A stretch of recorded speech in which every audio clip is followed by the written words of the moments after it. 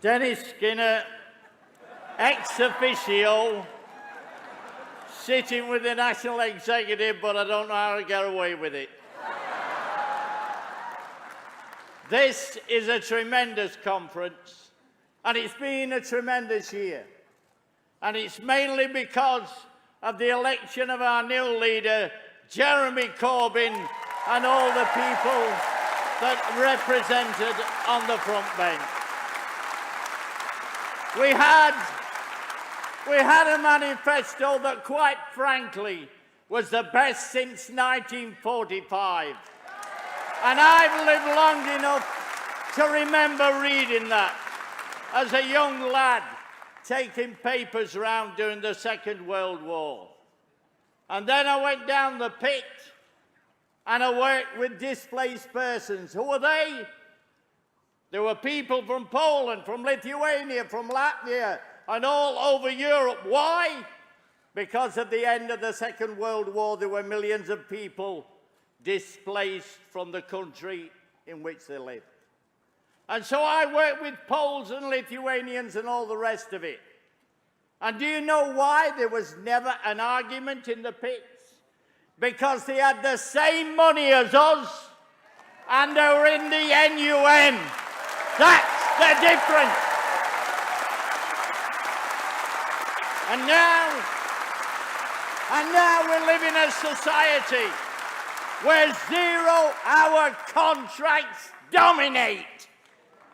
And on the same pit site, in the middle of Derbyshire at Shirebrook Colliery, there is now a man called Mike Ashley, who just happens to own Newcastle United as well, employing above 2,000 people, mainly people from abroad, on 0-hour contracts. That's the difference between 1945 and now. And that's why the manifesto that was published during the course of that snap election is very important to all of us. Because it means there is a new zeal abroad within the Labour movement. It can be witnessed at this conference. The place was full on a Sunday. That never used to happen, even in those days of Tony Blair and all the rest of it. The party is alive and well and kicking. And that's why today we have to get rid of those 0-hour contracts. And that's what we have to promise. And if anybody says to you, where's the money coming from, I'll tell you. They used to ask Nye Bevan that when he was building a National Health Service and building all those council houses and getting rid of the vandalism that had been caused prior to the Second World War. The country was skint. And yet somehow or other, Nye Bevan had an answer. He says, we're going to borrow it. And that's what you do. And make a comparison with the private sector.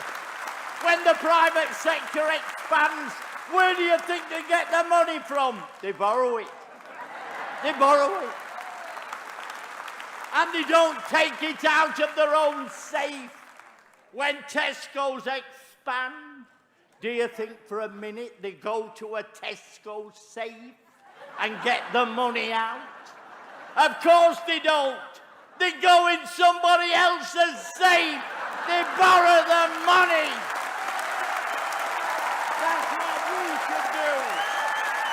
That's the answer to all those people that stick a camera in your face every day of the week as you enter this building. Tell them we'll do what the private sector do. We'll borrow the money. And so when we get rid of 0-hour contracts, and when we renationalise Royal Mail, Oh, it really gets to me when they talk about the Queen's head being privatised.